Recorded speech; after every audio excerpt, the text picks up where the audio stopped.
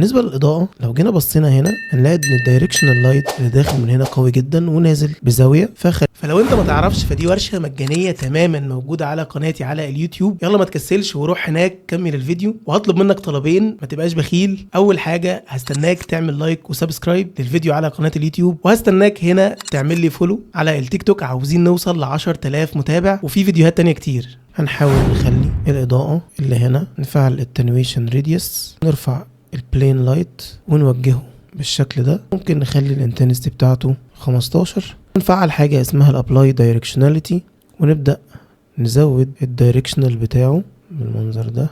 طبعا لو خدت بالك انت لو دخلت الاضاءه هنا بص هيبقى بالمنظر ده.